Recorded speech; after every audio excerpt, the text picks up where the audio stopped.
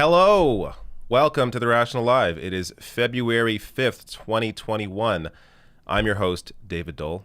A lot to talk about today. I have not been really following the goings-on, or the going-ons? Goings-on. What's happening right now in terms of the relief bill. I actually spent most of the morning prepping a Canadian story. So you Canadians out there will love it, but it's a story about corporations and labor and layoffs and that. So you'll enjoy it regardless. But I don't want to give you a quick update on the relief stuff that I just saw from Jeff Stein over at the Washington Post. Let me show you this. What's going on here? There we go. It says here, a lot going on in stimulus world, but if you're just tuning in, arguably the biggest takeaway today is President Biden being clearer than ever in condemning the GOP approach and signaling he'll pass relief bill with Democratic votes alone. Bipartisan talks look dead. This is a fantastic development. Right here, Biden pushing to pass the COVID relief bill, the $1.9 trillion bill, through, I assume, budget reconciliation, needing just the 51 votes as opposed to needing the 60 he would normally need. So this is a fantastic development. Let's hope that they do end up passing it, which of course includes the $1,400 checks, which should be, yes, $2,000. Anyways, there's a video today that I addressed some of this because Morning Joe discussed it. But before I go on, let me just tell you, I am very close right now to 400,000 subs. Very, very close. So what you're going to do right now, if you're not subbed, is you're going to right below the video, hit subscribe. I'm just checking the numbers now. 393. I'm at 393. So really close to 400,000 subs. If you're not subscribed, yet somehow you're on the live stream right now, make sure you hit subscribe below the video. Also hit the like button. That helps a lot when it comes to the algorithm. Always pushing back, always dealing with the YouTube algorithm here as an independent news person. Also today, I have put the YouTube setting on low latency, meaning there should be less of a delay between chats and me seeing them. So usually there's like a 1 minute delay. The delay now is maybe like 10 seconds, 20 seconds. I don't know. There's still a delay on it, but it's not as large as it normally is. So that'll make it easier to discuss, chat with you people later. Also, of course, I take super chats throughout the video. It helps me a lot. Also, you can join on YouTube, hit the join button, or become a patron. rationalnational.com/join. That's the Patreon page. Help support the show. I had 3 videos demonetized this week. I think YouTube is being extra cautious now when it comes to certain things. My video on AOC discussing her experience during the Capitol riots, that was demonetized. A couple other videos were demonetized as well. So it's this constant thing where I don't want to have to rely on YouTube ads for, to be able to do this work. So if you can support the show either on Patreon or on YouTube or by sending super chats, or there's a PayPal link below, various ways to help support me in this work, and it helps quite a bit. All right. Shall I start? Oh, of course, I have to give you a preview. I didn't do that. Forgot to give you a preview. So today, what am I doing? I have too many windows, too many monitors. Okay. So this week was crazy. There was so much news that I wanted to do videos on. Any normal week, I would have done videos on all of them, but it was a crazy week. There was too much content. So I have 4 main stories today, and then I have a bunch of stuff that I'm just going to, go through quickly, news items that I would have hit, but still worth discussing. But top of the line here, I'm going to be discussing some big layoffs that happened in Canada this week, and the connection. So this is the story I'm getting to first. So I don't want to get too into it, but this story is maddening. So I'll get to that really soon. Also, Morning Joe had on their Wall Street tool to try and discuss why you should not get a starvation check. I'll break that down. Marjorie Taylor Green is even crazier than you think. Got a couple more videos of Marjorie Taylor Green and also what Democrats did this week in terms of limiting her powers. And Washington Post's fact checker contradicts their own reporting to smear Bernie Sanders once again. This story, Glenn Kessler, the fact checker, is the gift that keeps on giving. This guy, You think he's a socialist because he loves getting publicly owned, but apparently he just has a thing for hating on Bernie Sanders. All right. Also, as I said, number of stories I did not get to prep a full breakdown for, but a lot of things, including Biden admin hiring Bernie's top staffers or hiring top Bernie staffers. So really good development there, and a lot more. You'll have to wait to see everything else. So let me start here with the top story of the day. I spent, as I said, if you came in late, most of the morning prepping this story. And it's funny. Oftentimes, the stories that take the most work for me are the Canadian stories because I don't follow the day-to-day when it comes to what's happening in Canada. So I really have to do a ton of research in the moment to really get up to speed and know what's going on. So I spent like 4 hours on this story. When I cut it out for the weekend, it's probably going to get like 2,000 views because it's a Canadian story. But it's a story that I think a lot of people can relate to, just in terms of how corporations utilize the system and screw over the average person. So before I get to that, let me have a little drink here. All right.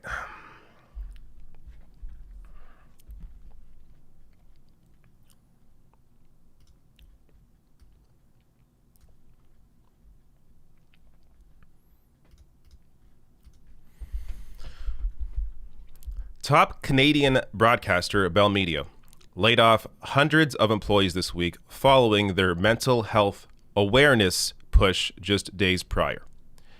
Now, these layoffs impact jobs in radio and television, mainly behind the scenes work, but also a few on-air people were laid off as well.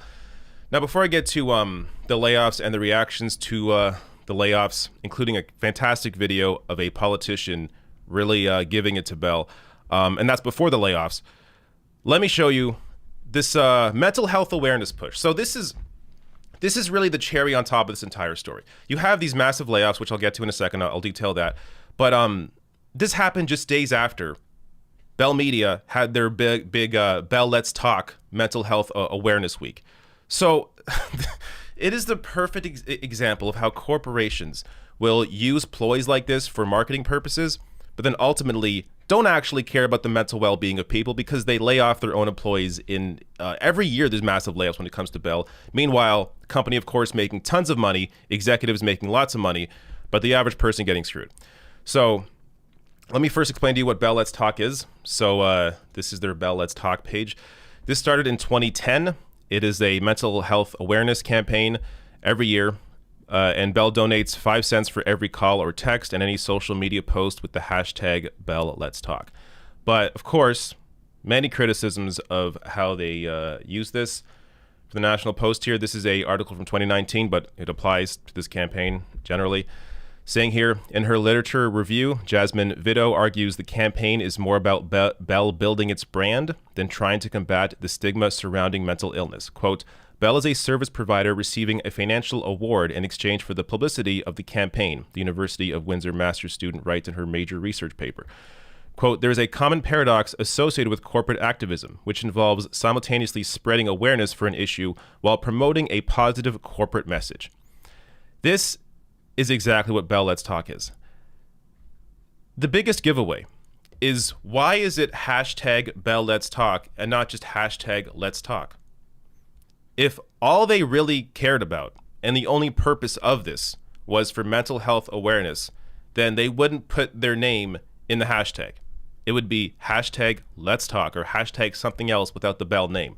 But clearly this is a marketing ploy that, yes, raises lots of money, goes to good causes, but ultimately here, when you see the impact on how they actually utilize the money that they generate, the power that they have, it's clear as day when you see massive layoffs where their interests are. Now, before I go any more into the layoffs, I want to show you just how far-reaching this Bell Let's Talk crap is. Here is Justin Trudeau. This is just last week before the layoffs, giving his comments on Bell Let's Talk Day. Hello, everyone. Bell Let's Talk Day is a reminder to all of us. Let me slow that down. Hello, everyone. Bell Let's Talk Day is a reminder to all of us that it's okay to not be okay. And as we continue to deal with the global COVID-19 pandemic, that message is more important now than ever before. This has been a challenging time for many. You may be feeling overwhelmed by the loss of a job. Let me just stop there. For 20 seconds in, Justin Trudeau, you may be feeling overwhelmed by the loss of a job. Yeah, what happened? A week later, Bell Media lays off 210 Toronto area employees. Well, it's a good thing they had Bell Let's Talk Day. All those people who are laid off can just tweet out hashtag Bell Let's Talk and everything's better. Now, these layoffs touched markets all over the country, including Windsor, Ottawa, Montreal, Peterborough. A lot of smaller markets as well were impacted by these layoffs. Unifor, Canada's largest private sector union, put a message out here saying last summer, Canada's major broadcasters asked the Canadian Radio, Television and Telecommunications Commission, the CRTC, for relief from Canadian content rules, saying that local news gathering is sacred. Quote, despite their commitment to save local news, they're not protecting newsrooms, Jerry Dias said, the president of Unifor. The cuts announced so far include about 100 Unifor members in Toronto, plus more outside Toronto, affecting all stations, station operators, including news gathering. Bell Media had also laid off all staff in the newsroom of Montreal radio station CJAD. So this is the actual impact of Bell. And, you know, you look at this, you think, hey, this is a company really struggling, right? This is a company having a tough time. I mean, you look at all these layoffs. I'll show you more. This was posted by Steve Fagai. I believe he's a reporter. Let me just get his name. For Montreal Gazette. So he tweeted out here, for those who are asking or assuming Bell Media's cuts don't all happen at the same time every year, recent major cuts have happened June 2014, July 2014, November 2014, October 2015, November 2015, January 2017, June 2017, November 2017, May 2018, May 2019, November 2019. They have mass layoffs all the friggin' time. And just full disclosure here, I've worked for Bell twice. I was never laid off. I left the company. I hate the company. But I was laid off, or not, I was not laid off. I left the company twice, but I worked there twice. I worked in television there behind the scenes, and I worked on air in radio with Bell. And this is a massive company that just does not treat their employees well. I've always had a great experience working there. The people around me, fantastic. But when it comes to the executives at the top, what they care about, it's always clear that they care about their bottom line, how much money they are making. And perfect example of that is this. Bell blasted for taking $122 million in labor subsidy while boosting dividends. So over the summer, Bell took advantage of the wage subsidy, taking a lot of money to help them out to, you would assume, help pay wages. Well, no. Lay off a ton of people, but managed to boost dividends.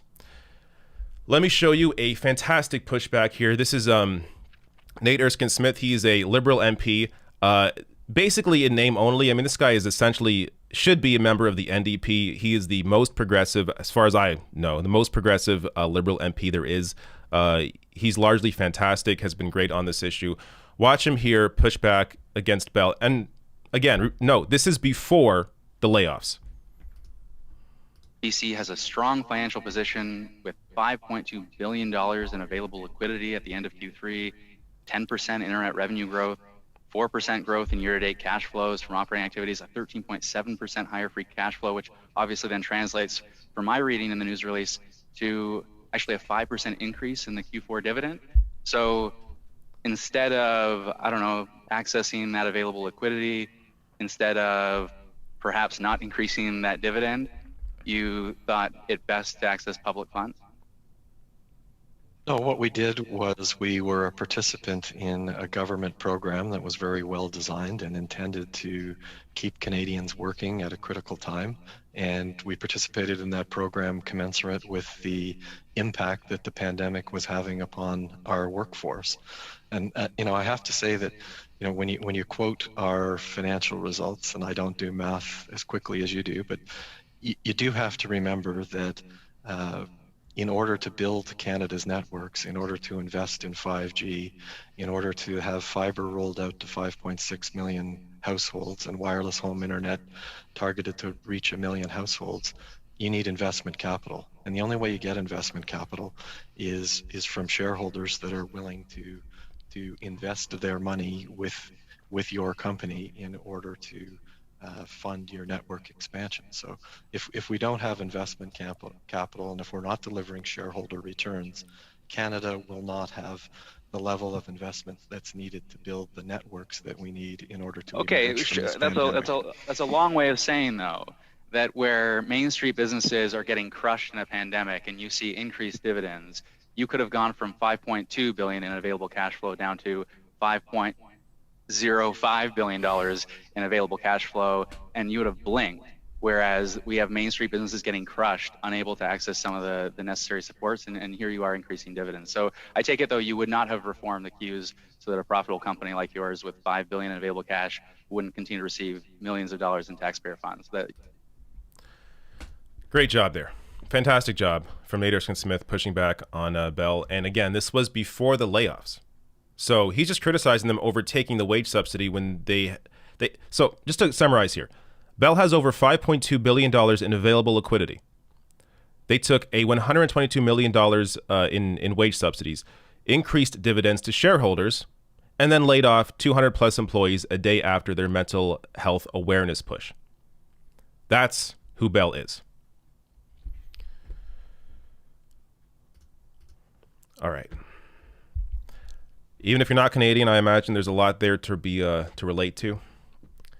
How these massive companies operate.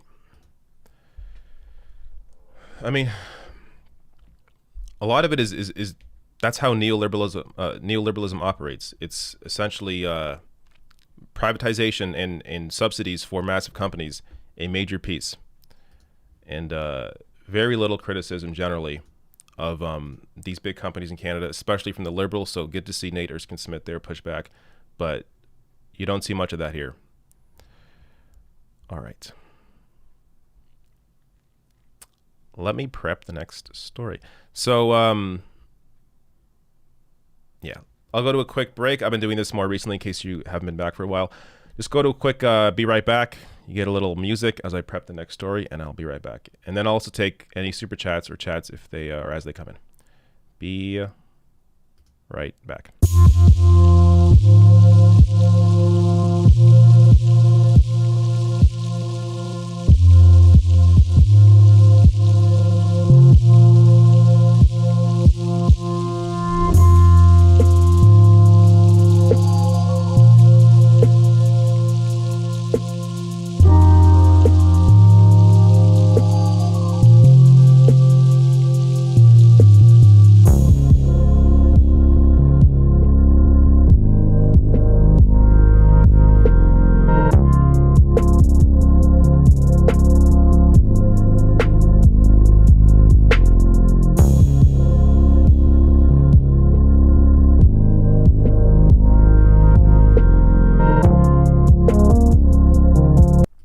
All right, back already. What's up? This is a story with only a couple of tabs, so it didn't take too much prepping here. Also, I'm checking the live stream. It appears that I should be using this on a consistent basis, the new setting where it is a low latency, less of a delay between me doing this and me seeing your comments. So it should be a little more accurate as I'm going through these stories. All right. Couple of chats here. Mr. Sir says my state, Utah, made it so that people can conceal carry guns without a permit, training, real background check, or license. Republicans are sick. Yeah, abso-friggin-lutely. If you want to have a gun, fine. There should be mandatory training, at the very least. Mandatory training, of course, a permit, background check, license, all that. Like in Canada, you can have a gun if you want, but you have to, do a lot to be able to earn that right to have a gun because of how obviously dangerous having a gun is. It only makes sense to have the same process in the U.S., but it's going to take a while to add regulation and protections and change how that all works. Samantha Sider says, here's some diaper and baby food money. Keep it up, David. Thank you, Samantha Sider. Yes, a lot of diaper changes. My partner, of course, incredibly has been incredible through this entire thing, as I'm the one working. So generally I'm here at work while she's taking care of the child. But thankfully, because I get to work from home, I do get to spend a lot of time with my new baby, and it's fantastic. All right. I'm going to pause there. I'll, of course, take chats throughout and take some more chats later. Let me get to this next story.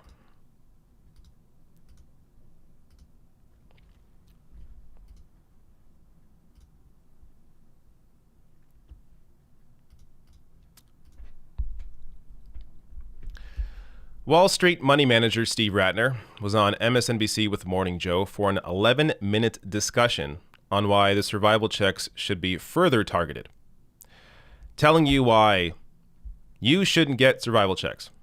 Now, their commentary here, as you're going to see, if you don't know any better, you may be convinced that they are correct, that they're making the right argument. But I'll tell you why in a minute why they are wrong.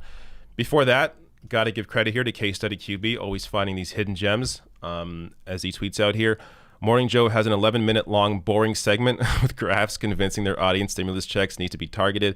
I never thought I would say this, but they needed Jason Johnson to push back. I covered, if you missed it, a couple days ago, or was it yesterday? This whole week's a blur. But I covered at some point Jason Johnson on Morning Joe pushing back on this idea and pushing back on the idea that Democrats should work with Republicans. It was a breath of fresh air to have somebody on the network or on this show specifically pushing back on Morning Joe. Also coming from Jason Johnson, who's had a bit of a spotty past when it comes to his commentary, especially during the Democratic primary. But here, Morning Joe, of course, the next day had to correct the record, have on Wall Street tool Steve Ratner to discuss why these checks need to be targeted. Somebody's wealthy, like if they're making, $500,000 and above. For the live audience, it's going to boost your audio a bit. All right. Somebody's wealthy, like if they're making, $500,000 and above, $400,000, $300,000 above, they're going to get that check and they're going to put it in their bank account. That's not going to stimulate the economy. If somebody's struggling, if their family is making $110,000 or less, or I don't know, $150,000 or less, they probably need that check, and they will put that back out into the economy. That will help small business owners in my town, in your town, in every town in the USA, right?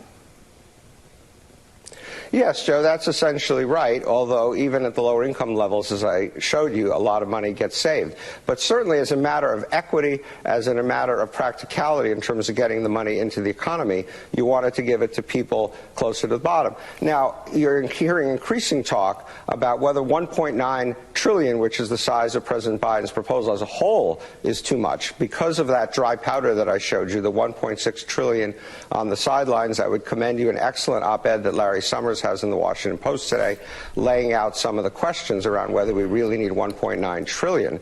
And so I think when you put it all together, we would all be well served by having some adjustment, shall we say, to the Biden proposal, probably the overall size of it, as well as the point you've been making, the excellent point you've been making, that it needs to be more targeted to the people who actually are going to spend the money and the people who actually need the money. Steve Ratner, thank you so much. Absolutely love the charts. Important message for our policy leaders in Washington to hear this morning. We greatly appreciate you being on with us this morning. Mika, a lot to talk about this morning. And just hearing from Joe Manchin, you're hearing from other Democrats as well. They want to target these checks to the people who need them the most. And by the way, that's the right thing to do. And it's also the best thing to do for our small business owners, for our small restaurant owners, for people on Main Street that are trying to keep their businesses open. That's the best way to stimulate the economy as well. So you're helping the truly disadvantaged, and you're also helping small business owners and entrepreneurs. This is honestly disgusting. The way they are targeting this message, trying to fool the average person into believing that this is the way to go. And you may be fooled by this. And I understand. If you don't quite get how this all works, you may think, why would you want everyone to get checks? Why not target it to the people who need it? I'll get to that in a second. First, I just want to comment on how hilarious it is to have somebody with a grand piano behind them telling people that they shouldn't get money. David Sirota pointed that out on Twitter. It's incredible to have this Wall Street tool with a grand piano behind him telling you why you shouldn't have money. Anyways, so let me get to the issues here. So you may think, what's the harm? Why shouldn't these checks be targeted? So I have three main points here. The first, and this is really the major point, is that it would be, if it's targeted, then it is based on income from a year or 2 years ago when the pandemic had not yet hit, because it's based on your taxes. So basing who gets the money off of that doesn't give you a clear picture of who actually deserves the money, who actually needs the money. So by giving it to everyone, you hit everyone, and you avoid that trap of just cutting people out because you think they made enough when in reality they lost their job and are struggling. So that's the obvious main point that, of course, they do not bring up in any of this. Two, it makes the process needlessly convoluted. So you can simply send it out to everyone and then tax it off at the end of the year. That still fulfills their argument of why should millionaires and billionaires get $2,000 checks? Okay, fine. Tax them at the end of the year. Tax off that money at the end of the year. Problem solved. You hit everybody. Anyone who didn't meet us or anyone who went beyond a certain threshold, they get taxed that money off. What's the problem there? So again, showing you the massive hole in their logic. And third, it's just bad politics for Democrats to further cut down on who gets these checks. When you had Ossoff and Warnock win their races in Georgia, partly because they were promising $2,000 checks, which, by the way, is already cut down to $1,400. And I understand, yes, the argument as well. It's $1,400 plus the $600 at the beginning of the month. But they ran on $2,000 checks. People need at least $2,000 checks. They should be getting $2,000 monthly to the beginning of the pandemic. So $2,000 is not a big ask. But to further want to target it even more, all it does is ends up hurting Democrats, which is why you see Republicans arguing for this, because they understand the politics of it. They understand that, hey, they can argue in 2 years that Democrats broke their promise. You didn't get that money. It is so stupid to continue pushing on this point. And one last thing here, just on Steve Ratner. This is Steve Ratner. U.S. car czar paid $10 million over bribery claims. Banker who advised U.S. government on auto industry bailout settles over allegations he paid kickbacks to win state pension fund investments. This is who Morning Joe has on to argue about why you shouldn't get money. Steve Ratner, a guy who had to pay a fine over bribery. Yeah. This is why, referencing my other video, this is why I cover when people like Jason Johnson are on, or anybody else are on these networks pushing back on their bullshit, because this is the only way to get through to people who are still stuck in this mainstream bubble. And ultimately, really, it's about getting to the politicians, because politicians are the ones who hold up cable news media above really anybody else. So they're the ones that are listening. Like Morning Joe sending this message out there to Democrats in Congress, that can be damaging because they watch this show. So when you have people on, like, as I said, Jason Johnson or anybody else who's on there pushing back against that bullshit, it is incredibly important to potentially furthering the initiatives that progressives and the working class are fighting for. All right. That's that story. Let me grab a chat here. Lena Dell hates the clock. Says, this is such BS. Tax it back. Exactly. Tax it back from me April 15th since I'm still working. Stop trying to target and send the damn money out. Absolutely. As I said, this special targeting makes the entire process needlessly convoluted when you can just tax it off at the end of the year. It is amazing to me that these dishonest actors are able to continue peddling out their bullshit and very rarely are corrected on it. All right. Let me prep the next story. So we got two more main stories coming up. Then I got a bunch of little ones that I just did not flesh out. But one more chat in before I go to the break. Gina McGraw, cut your chat off. I don't know why. Says here, When multimillionaires and billionaires make more money through tax cuts and subsidies, do Morning Joe make a similar argument? No, didn't think so. Yeah, I would love to go back in time and just see how often and how consistent they pushed back on Republican tax cuts for the rich, or back in the day when it came to Obama making Bush tax cuts permanent, if they did any criticism of that. Like, there's very little criticism when it comes to how massive corporations and the wealthy are benefiting, but a ton of criticism when you actually try to help the average person, be it through healthcare. Tons of coverage during the Democratic primary trying to smear the idea of Medicare for all, when you see the success of it around the world, single-payer healthcare success in Canada and elsewhere. And yeah, you see it again and again. Whenever it comes to actually helping the average person, tons of criticism from mainstream media, and they oftentimes try to mask it in a defense of the working class, when in reality they know exactly what they are doing and they are misinforming people. But yeah, this is consistently how cable news operates. All right, I'll be right back, prepping the next story on Marjorie Taylor Green, and then following that with a Washington Post takedown after, once again, the fact checker smears Bernie Sanders and contradicts their own reporting. But I'll get to all that in a bit. So I will be right back.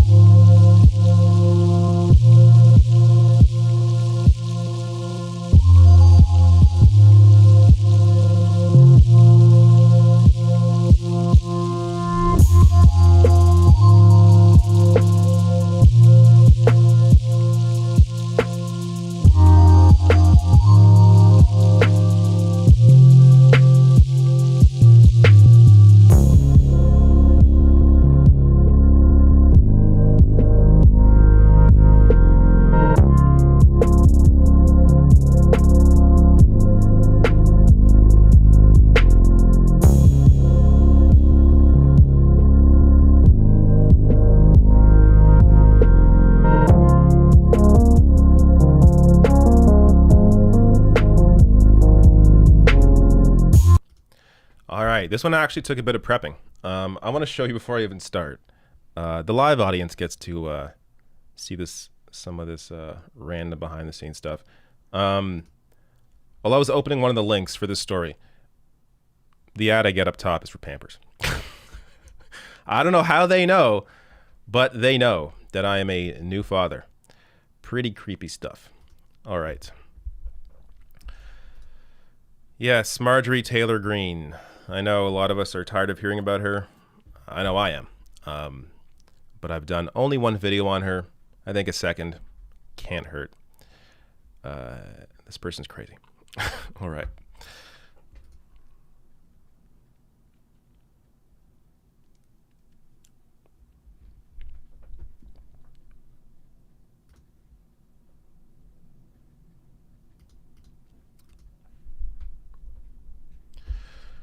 Republican Congresswoman Marjorie Taylor Green believes in QAnon fairy tales, including that she thinks Hillary Clinton and Uma Abedin drank children's blood in a satanic ritual. Also believes a Jewish space laser started the California wildfires, and also called for the assassination of Nancy Pelosi, among many other crazy things that this person has done. Now, I'm going to get to in a bit what Democrats have recently done to limit her power. But first, I want to get to some of the insanity from Marjorie Taylor Green, things that you may not have known that she did. So, first up here, I saw this one this week, and I had to find a way to cover this because this is completely insane. Marjorie Taylor Green once brought a cardboard cutout of Trump on stage, praised him, and then began rubbing her hand on his crotch. After I show you this, I'm going to get to the authoritarian mindset and how there are some people who just basically, look for their supreme leader. There's a certain mindset of how these people operate, and you could probably pinpoint them in your life, maybe try to get them help if possible. But Marjorie Taylor Green definitely fits the description. Let me show you this crazy clip. There we go. There we go. And then I got to do one more thing. I always do this. I just love this guy so much.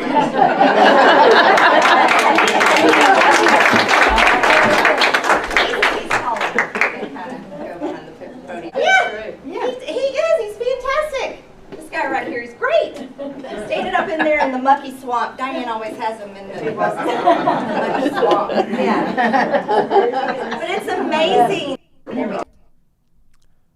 Yeah. This person's crazy. I guess you could say this isn't any crazier than anything else that she has said and done. But somebody has a problem when they're doing something like this. So let me get to the authoritarian personality type. I've covered this in a past video. I forget the context of it, but this gives you a little breakdown here, just to maybe apply to yourself, see if you have this, but also apply to people in your life, and it at the very least can help explain why some people act the way they do.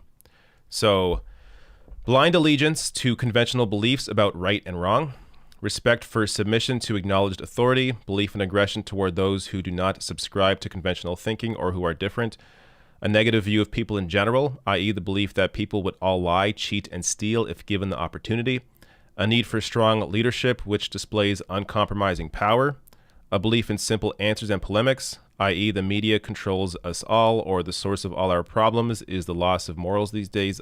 This one is a big giveaway. Resistance to creative, dangerous ideas, a black and white worldview, a tendency to project one's own feelings of inadequacy. We see this all. Projection is a major piece of the conservative mindset.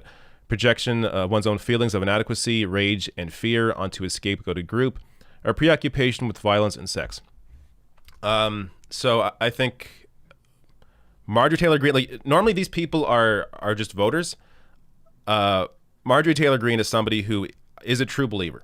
Most Republican politicians, I think anyways, are they understand where the base is and they play to the base, which doesn't make them any better. But Taylor Green is a true believer, and I think that's what separates her from some other politicians in Washington. Now, I also want to show you this video. This, I believe, is from 2018, but it's resurfaced recently. Public Citizen posted this saying, this is Marjorie Taylor Green trying to hunt down Rashida Tlaib and Ilhan Omar and force them to swear in on the Christian Bible instead of the Quran. This person does not belong in Congress. Check out this insanity. They signed it, they swore in on the Quran. Oh, we have the Bible. We're going to talk about swearing in on the oath, how to swear in on the Bible with them and let them know what our law says, that you can't swear in on the Quran. So we're going to explain that. We're going to explain about how you can't swear in on the Quran, and we're going to have the Bible and ask them if they would swear in on the Bible, that we really need them. We have the oath. Yeah, we have the oath, yep. So I think that's important. Now they can. The sad thing is, now they can. You're infringing on our religion. Which you should not You're be infringing on our religion. Yes. By saying that we can't swear in on the Quran. But when they swore in, it wasn't a law yet, right? At the time they swore in. I don't know. I think at the time they swore in, that wasn't passed. Yeah. Because it wouldn't have been passed in a Republican control. Right. Yeah, so it was passed after they swore in. So they're not really official, I don't think. So let's go ask them to swear in the Bible. Because like you said, Will, It has to be the Holy Bible? Yeah, it has to be the Bible. Well, the bottom line is Sharia Yeah. law is not compatible with America. Yep. That's the bottom line. That's the bottom line. Yeah, I truly feel like as a woman in America, I really need to go talk to these ladies. Yeah. Okay, I'm gonna pause it there. I don't know how much more we can watch. This is completely insane and also wrong. She is wrong. Of course, she is wrong. Yes, you can swear on the Quran, as she describes it. The Independent here. There has never been a law in U.S. history that requires an elected official of the country to take the oath of office with a Bible or any other religious text. The United States Constitution actually states, quote, no religious test shall ever be required as a qualification to any office or public trust under the United States. Why does the Constitution specifically say this? The framers of the Constitution value the separation of church versus state. How do I, a Canadian, understand this? And here you have patriot Marjorie Taylor Green. I'm saying that not seriously, but patriot, quote unquote, Marjorie Taylor Green doesn't understand the separation of church and state. This person's insane. Now, thankfully, at least something has been done.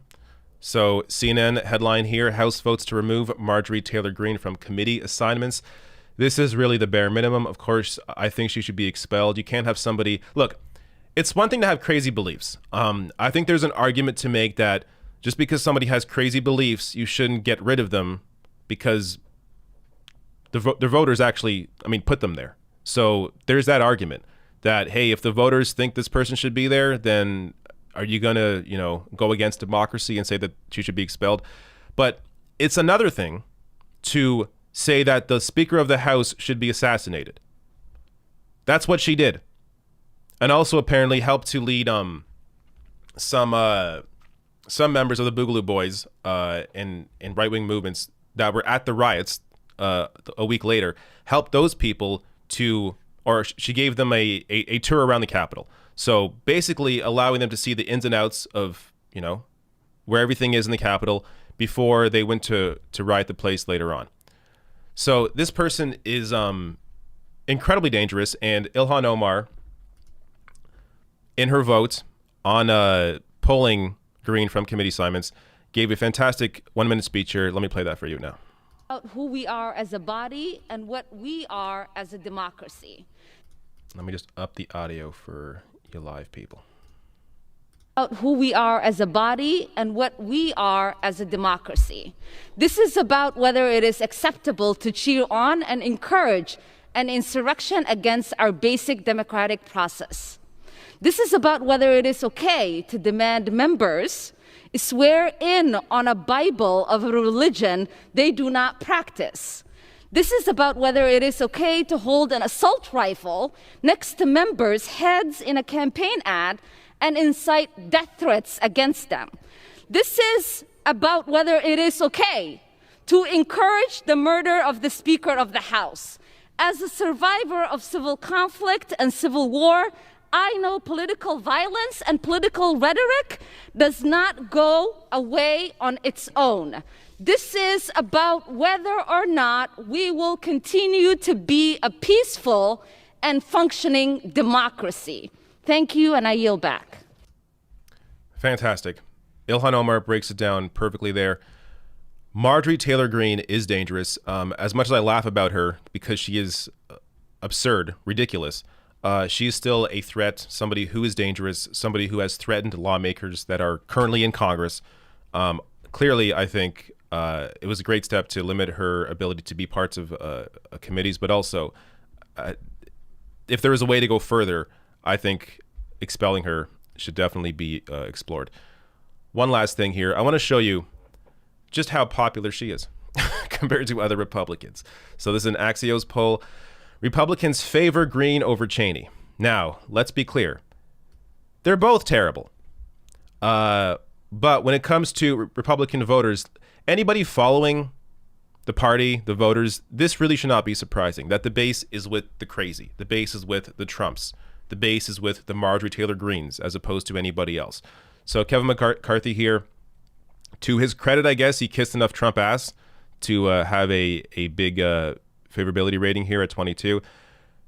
Marjorie Taylor Greene at 10. Then you have Mitch McConnell minus 15, which I like to see. And Liz Cheney minus 28. Marjorie Taylor Greene, basically the Trump ass kissers, Kevin McCarthy, and Taylor Green, just a true believer, are a lot more popular than, I guess, the more established Republicans, even though Mitch McConnell, I think that's a fair argument. He's the absolute worst or most dangerous lawmaker in Washington. But you see the divide here. This is where the party continues to go.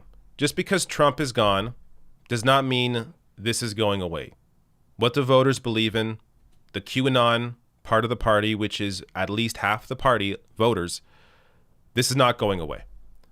So the only way to truly move forward now is to actually address the needs of the working class. Stop trying to play nice with this party. Stop trying to work in a bipartisan fashion when they have no interest in working in a bipartisan fashion. Work for the best interests of working people. And when you have the House, you have the Senate, you have the White House, there is absolutely no reason at all to work with this lunacy. Okay.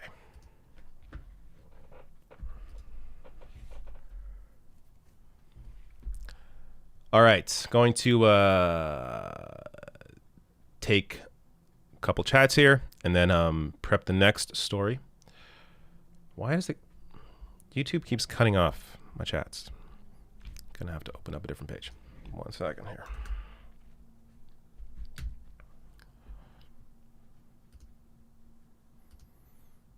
You'd think a massive company with a monopoly on the system would know how to lay out their page for a live stream, but you'd be wrong.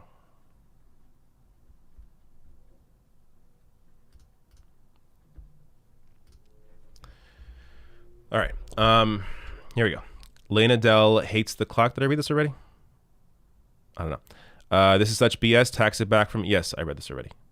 Gina McGrath says, when multimillionaires and billionaires make more money through tax cuts and subsidies, do more... Oh, I read both of these. Why is Morning Joe?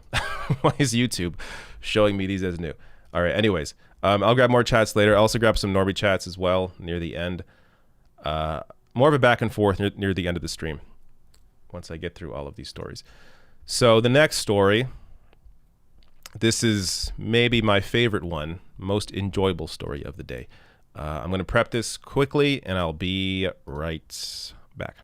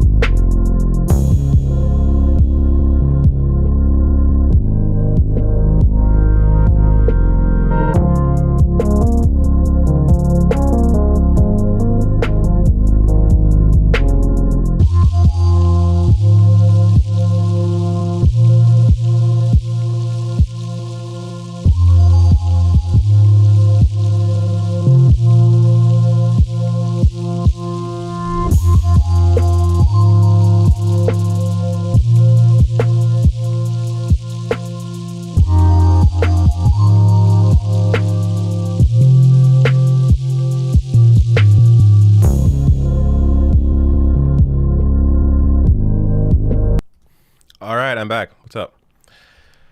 This is a very fun story because we get to dunk on the Washington Post fact checker, Glenn Kessler.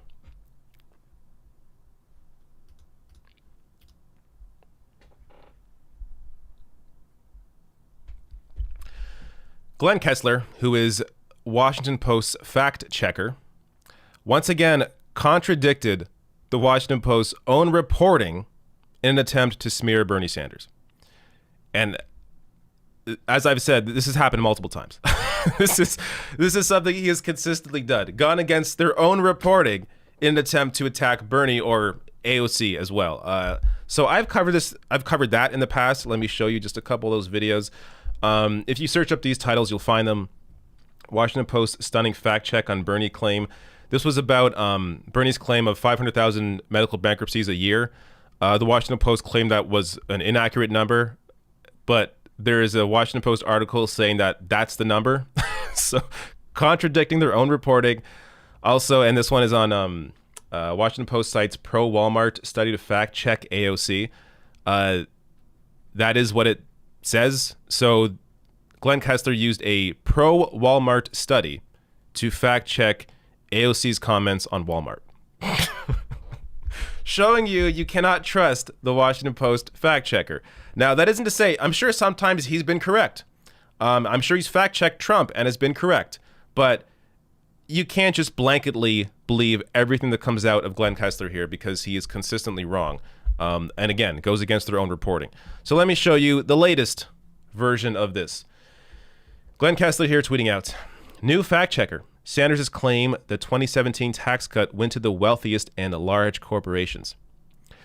So I would show you the article, but of course it's paywalled. But I do know that Bernie was given 3 Pinocchios for this. Them claiming Bernie lied about this. All right. Well, let's first of all go to what is said in the article. I'm going to use a lot of replies here to Glenn Kessler, so thank you to everybody here who helped to contribute to this.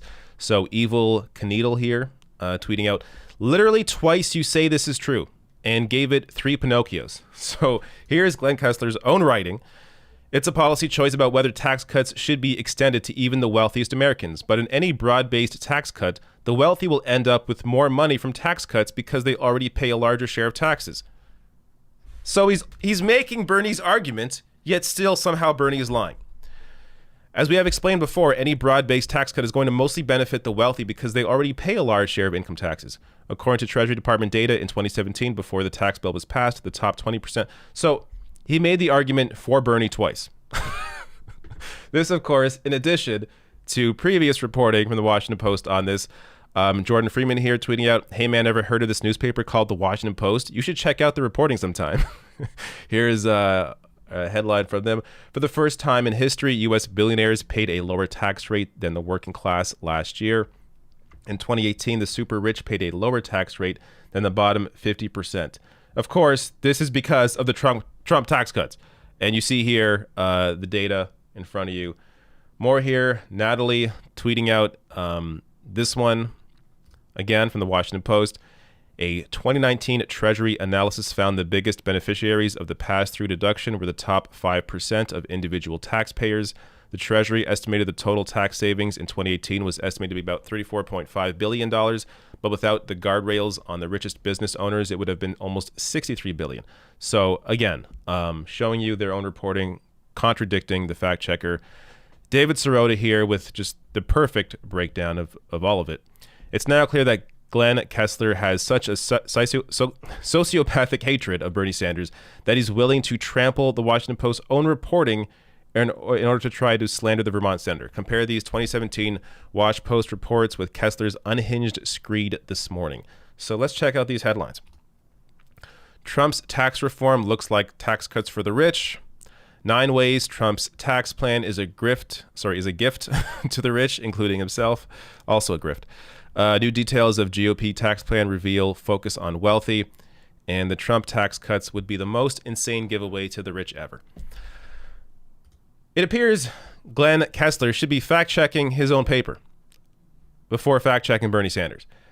Parker Malloy here tweeting out, at a certain point you have to just conclude that Glenn Kessler has some sort of personal issue with Bernie Sanders.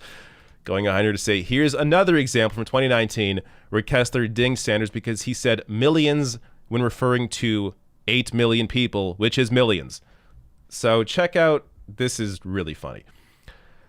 Quote, millions of Americans are forced to work 2 or 3 jobs just to survive. Bernie Sanders quote. Glenn Kessler here saying, Bureau of Labor Statistics data shows that nearly 8 million people hold more than one job, but most of those extra jobs are part-time, not full-time. Obviously. And the millions of people amount to just 5% of Americans with jobs. So that means 95% of workers are not working 2 or 3 jobs just to survive. making this a misleading statement.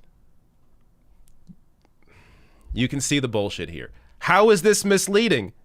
He didn't say half the country is working 2 or 3 jobs. He said millions of Americans are forced to work 2 or 3 jobs. Of course, how would you work 2 or 3 full-time jobs? There's not enough hours in the week.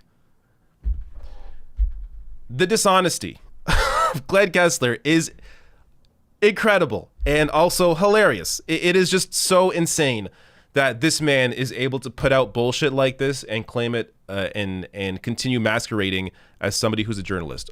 Just completely ridiculous. Good God. What an insane person. Completely insane. I don't understand hating somebody so much. That, like, somebody who just wants to help people. Imagine hating somebody who wants to give people health care and help them when they have no money.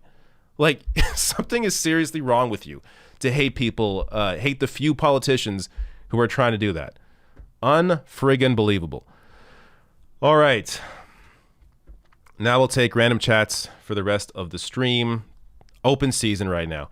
And also I will get to a lot of stories here that I did not prep or have a full breakdown of, but I want to go through them regardless. So the first one, let me close a bunch of these tabs to make this easier on myself.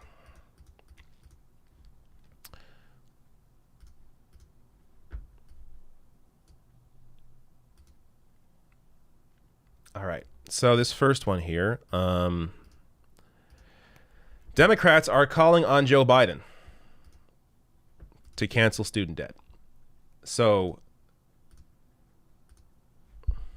let me give this a proper intro. I'm not sure I'll do this. This won't be a segment, but whatever. Just in case, you know. Democrats are calling on Joe Biden to cancel student debt. Now, this is a wonderful thing, obviously. There was, of course, a worry that Democrats would just go back to, you know, Obama era, Bill Clinton era politics. But there appears to be at least some progress being made. And really, I chalk a lot of this up to many Democrats being afraid of a primary challenge from the left, namely Chuck Schumer, who is a major piece of this. But before I get to Chuck Schumer, quick breakdown here from Remington A. Gregg, saying breaking, Congressional Dems just introduced a resolution calling on Biden to cancel up to $50,000 in student debt. Thread on why this must happen. Let's hope it's not too long. Okay, I'll read a bit of this. Biden pledged to tackle racial wealth gap. Student debt is particularly burdensome on Black, Latino, Latinx communities. Black borrowers hold double the amount of debt as white borrowers 4 years after graduation and default on their loans at double the rate as white borrowers. Canceling student loan debt would allow a whole generation to start investing in their futures. A 2016 poll showed that 69% of students graduating with a bachelor's held student debt. The average amount of debt was nearly $30,000. All right, I don't want to read all this. But essentially, I mean, the obvious here is that when you unburden people from debt, all of a sudden, they have more buying power. They can now put their money back into the economy. So it is a lot more beneficial to do that than, say, tax cuts for the wealthiest, because the wealthiest don't need to spend more money. But people that are struggling, they're going to buy food, they're going to buy appliances, they're going to buy whatever they need to survive. So they put their money back into the economy. You unburden them by canceling their student debt. Obviously, you know, I think they should cancel all student debt, but $50,000 is at least better than what Joe Biden has proposed. Biden has discussed potentially canceling $10,000, which is something, but not a lot. $50,000 a lot better, though the issue I need to read more into it, but the issue that I have with this is that it's still means tested. So if you make over certain amounts, you're not included in that. And again, how do you really know that person isn't currently struggling? If you're basing it on like 2018, 2019 numbers of how much income they had that year, we had a pandemic. So that same person who maybe was doing well back then could now be struggling, and they need this debt canceled. And it doesn't make sense to not include them. But Chuck Schumer, absolutely worried about a primary challenge from the left. There has been rumors floating around that AOC is considering primarying Chuck Schumer. And basically, the only way that she won't is if he sufficiently moves on enough of these issues and actually gets something done.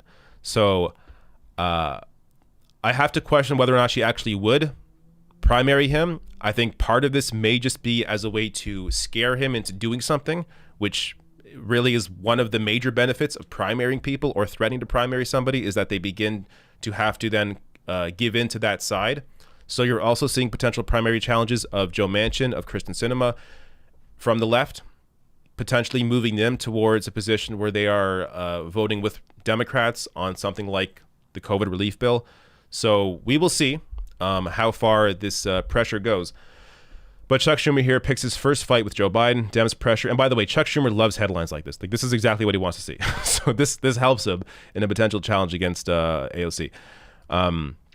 Picks his first fight with Joe Biden, Dems pressure president to cancel student debt. Democrats in Congress introduced a sweeping resolution that cancels $50,000 of student debt. All right. Again, if you want to read more, you can look into this. This is also with Elizabeth Warren. Bernie Sanders, of course, wants all debt canceled. So I'm not sure if he'll be leading the charge on this, but I imagine he would agree to this, of course, as it is better than 10 grand. But good to see that there is pressure being pushed on Joe Biden, and not just from, the usual suspects, not just from the Bernies or the AOCs, but from people like Chuck Schumer, who traditionally have been incredibly moderate. Let's check out some other stories. But first, there is a chat. So let me refresh my page.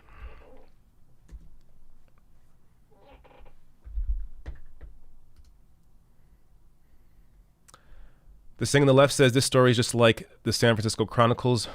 Horrible. Moxie Media Studios sends a thank you super sticker with a generous super chat. Thank you so much. Thanks to both of you. All right, what is the next story that I wanted to touch on here? First, let me get back to this. All right, this.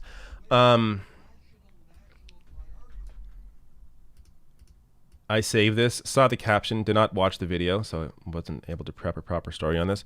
But let's check this out. This appears to be pretty funny, if the caption is correct. Laura Ingraham on Fox News, warning that Republicans will oppose funding the military if extremists in the ranks are removed. Oh, please don't. Too far. Let's watch this clip. Finally, a message to the Republicans like Liz Cheney. This is your opportunity to show everyone that you'll fight harder against the Democrats than you do against Donald Trump. Refuse to allow a single U.S. taxpayer dollar to fund this ideological and un-American purge of the U.S. military. Or expect a lot of us to push for steep cuts in military spending. After all, why should we fund an organization that Democrats plan to use not to protect us, but to restrain us in order to protect themselves and their grip on power? Sure, why not? Yes, that's not my argument, but whatever argument you need to cut military spending works for me. So absolutely, I'm enjoying this civil war between Republicans here, between the absolute crazy to the corporate crazy. There's a good mix of crazy there, but it's you're basically seeing the destruction of the traditional Republican Party, the just pure corporate friendly party, to a more still corporate friendly, but absolute batshit insane on top of that party with people like Trump and Marjorie Taylor Green. And of course you have Laura Ingraham siding with the crazies because that's where the audience is. More than half the party, well, first of all, the vast majority of the party still backs Trump, still likes Trump, still think Trump won the election. But on top of that, you have most of the party, as I showed in a poll earlier during the live stream, siding with Marjorie Taylor Green over Cheney and over Mitch McConnell, over more moderate, not moderate when it comes to Mitch McConnell, but over more rhetorically moderate Republicans. So yeah, this fight will continue, and hey, if they keep making arguments like this, I'm quite happy to see Liz Cheney continue to fight against them so that they oppose military spending. All right. What other story we got here? This one was a pleasant surprise. And unfortunately, this was like the fifth story that I would have done if I had time to flesh this out. And maybe I still will. Not today, but at some point. Let me bring these up.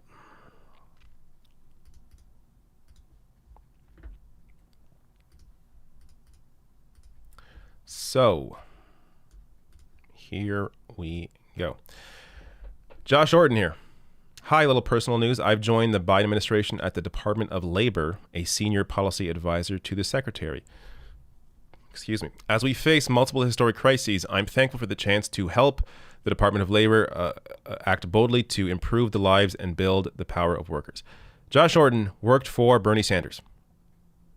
This is not the only high-profile hire from Bernie Sanders. Holly Otterbein here of Politico tweeting out, another top Bernie staffer, Orton, was Sanders' 2020 senior advisor, goes to the Department of Labor. Analia Mejia, Sanders' 2020 national political director, announced recently that she has been hired as the deputy director for the Department of Labor Women's Bureau. Two high-profile hires here from Bernie Sanders into the Biden administration and Department of Labor. So this is a fantastic development, absolutely fantastic. And this is not really related, but it is labor related. So I just saw this before going live. I want to share this as well. Breaking, the Labor Board has denied Amazon's request to stop the union election from going forward at its Alabama warehouse. Ballots are scheduled to go out in the mail Monday morning. This thing is on. So you have the Labor Board here siding with a potential union in the Amazon warehouse in Alabama. Love to see this. To my surprise, there has been a different approach here with hires like this to at least when it comes to labor so far. Now, again, we're super early, the first few weeks. There's a lot to go. We got to see how this all plays out. Based on Biden's record, of course, you have to be very skeptical of how this all moves forward and how much power these people actually have. Will they have a say? We have to wait and see. But it's better to have them there than not. So this is progress being made. And I'm not sure if there's more to this or not. Oh, also, yeah, Matt Duss, Sanders' foreign policy advisor, who has become a well-known figure among progressive activists, is expected to depart for a position in the Biden administration's Department of State. Sources said that is not finalized, however. So if this goes through, it may have already went through. I got to see an update on this. Also, fantastic news to have Sanders' foreign policy advisor there as well. And yeah, this is semi-related, but Sanders had a shakeup in his staff, partially due because some of these people are going to work for Joe Biden. So anyways, really good to see. And this is why, by the way, if you're wondering why Bernie's taking a more subdued tone right now when it comes to Joe Biden, because he has the ability to work on the inside. So there is an inside-outside game being played. There is the ability for him and others to rally voters, basically, to utilize that energy to push for, something like Medicare for all. I would hope at some point when COVID is over that there's going to be a push for a public march on Washington for specific issues like Medicare for all, and that push is backed by people like Bernie and AOC and others who represent the movement. So I'm hoping to see that in the future. If not, then we will have to push them to that position. But yeah, as I was saying, when it comes to Bernie's, his public persona so far, I mean, he has the ability here to work within to make some progress, get people he knows that are good on these issues hired into Biden's administration, and have those people in the Biden administration's ear pushing for, a different direction. So it is great to see that. All right, what is the next story? A lot happening. Maybe I'll grab some random chats. Oh, there's more super chats. I'll grab the super chats and I'll check the regular chat before I get to some other random stories. Lena Dell hates the clock, says Joe Manchin needs to go. Why do they keep re-electing him? He is a Republican parading around as a Democrat. That's why. Because he's in West Virginia, heavily conservative area.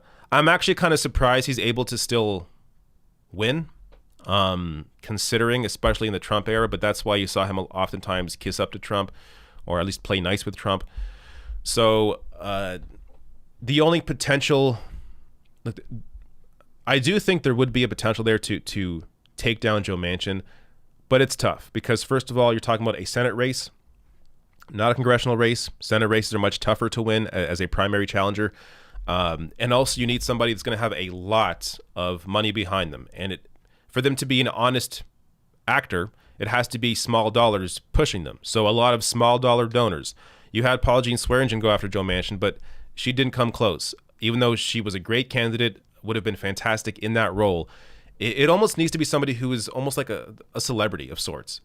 Somebody who is, I don't know, really out there, forceful, maybe angry, definitely more populist, anti-establishment that plays to that sort of Trump feel without being a Republican. But then I think another part of the issue, I mean, I guess it'll work for Joe Manchin, but a big part of the issue when it comes to voters is that Republicans have a really hard time of voting for a Democrat, regardless of who that Democrat is, just because of the label. So, but again, as I said, Joe Manchin got around it somehow.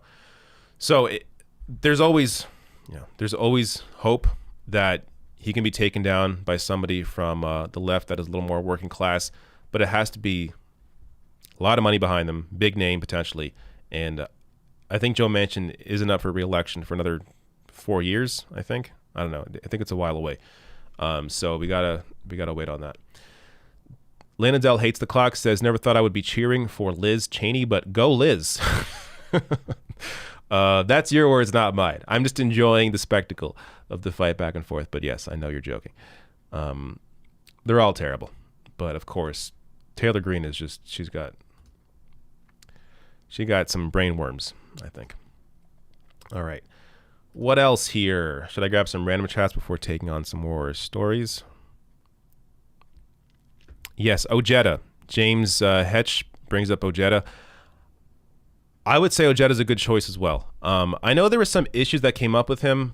He's definitely had he has said some poorly worded things in the past. But he has the right personality, I think, to be able to get the media attention it needed. And he was, in 2016, I believe this is out of the entire country. Even though he lost his congressional race in 2016, I think it was 2018. I don't know. I think it was 2018.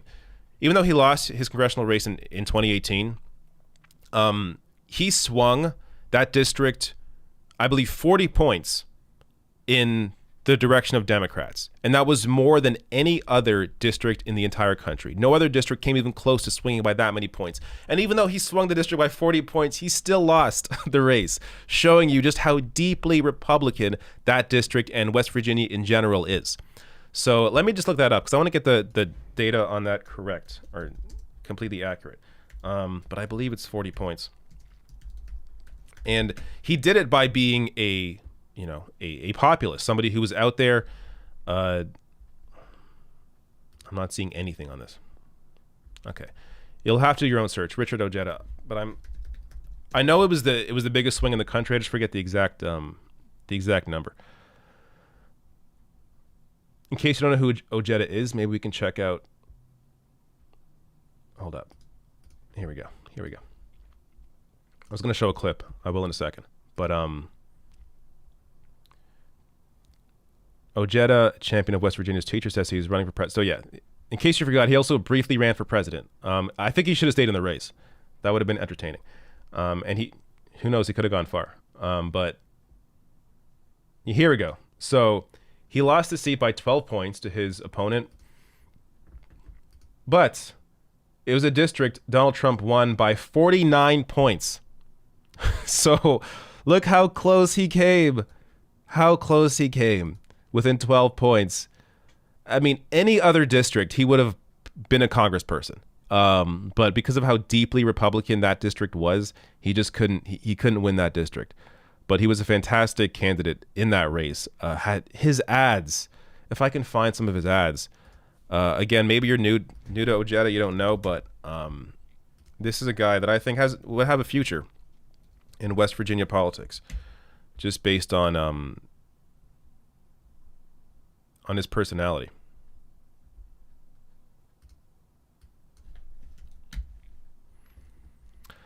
Let's see. There's one here with the gun. I can't even play one of them because of YouTube and their algorithm.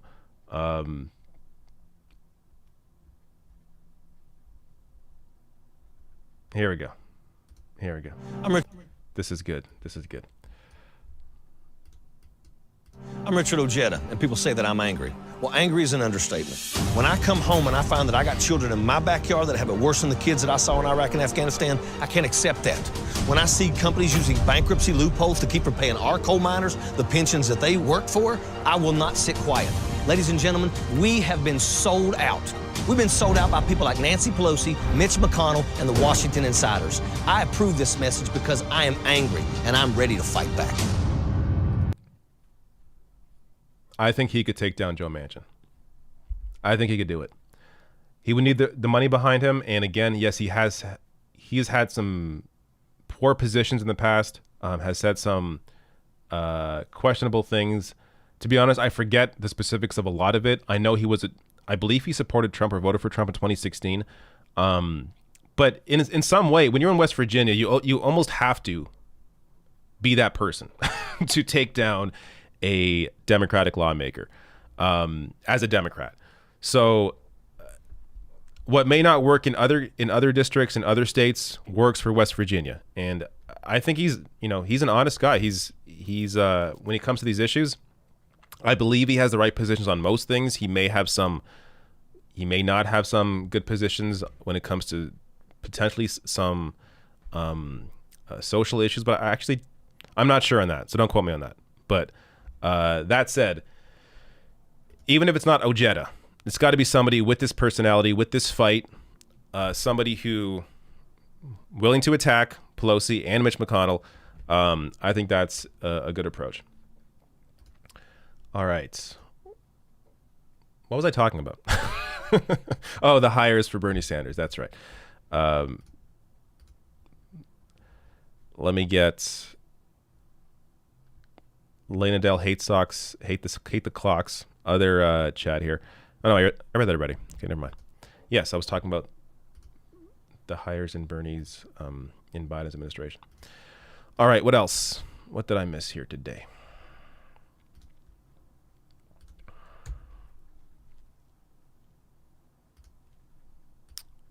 There we go.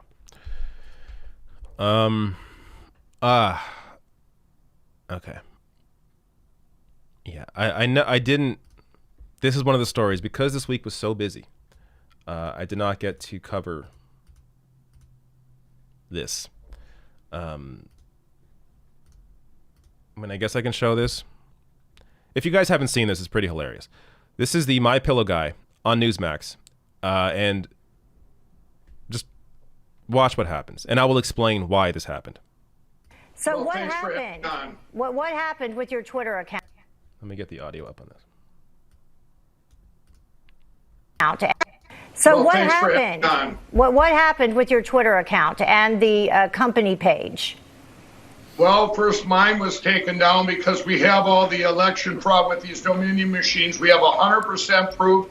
And then when they took it down about 3 weeks ago, and then when I put it back up, my personal, it was a Mike, thank you very much. Mike, you're talking about machines that we at Newsmax have not been able to verify any of those kinds of allegations. We just want to let people know that there's nothing substantive that we've seen. And let me read you something there. While there were some clear evidence of some cases of vote fraud and election irregularities, the election results in every state were certified, and Newsmax accepts the results as legal and final. The courts have also supported that view. So we wanted to talk to you about canceling culture, if you will. We don't want to relitigate the allegations that you're making, Mike, because we understand where you are. So let me ask you this. Do you think that this should be temporary? Because it appears to be permanent. Could you make an argument that it is temporary? What? Could you make an argument that this could be a temporary banning rather than permanent? No, I want it to be a permanent because you know what? They did this because I'm revealing all the evidence on Friday of all the election fraud with these machines. So I'm sorry if you think it's not Mike, it's real. Can I ask our producers, can we get out of here, please? I don't want to have to keep going over this. Actually, we at Newsmax have not been able to verify any of those allegations that you're Mike, hold on a second. Everybody hold on a second. Mike, hold on 1 second. Let's talk a little bit about just what is happening overall in terms of censorship of trying to cancel out my company and myself in this country. It's cancel culture. They're All right. In case you're wondering what went on there, and why would Newsmax be pushing back against the My Pillow guy? What's his name again? Mike Lindell or something? Yeah, or Mike Lindell. Why would they be pushing back against him if they were instrumental in pushing this lie? Well, because they were instrumental in pushing that lie, they are facing legal threats from Dominion for discussing lies about Dominion voting machines.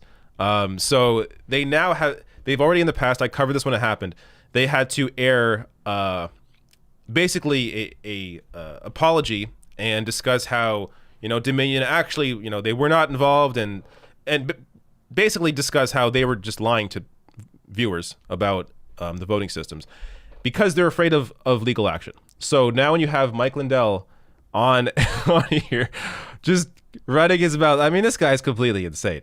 Just running his mouth about this topic. They have to get off of this issue or risk being sued.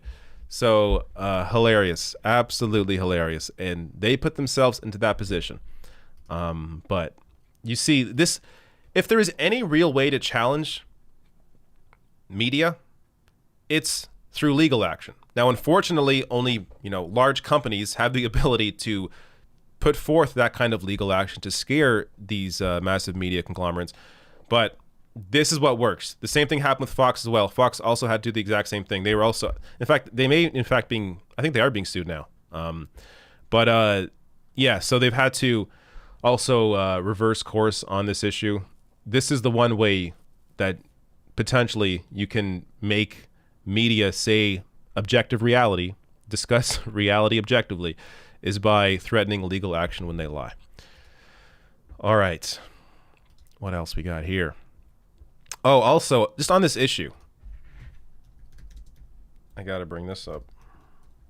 Again, this would have been a whole other story, and maybe it will be a whole other story.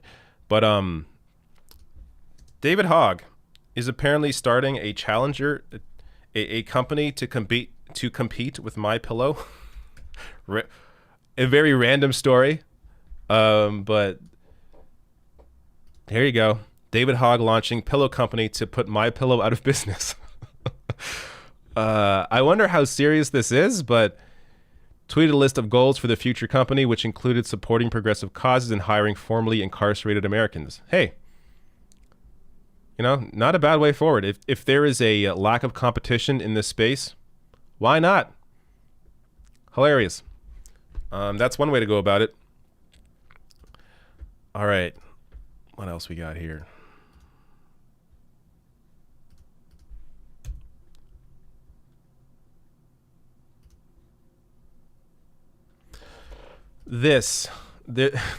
Showing you how many stories I could have potentially done this week if I was more than one person.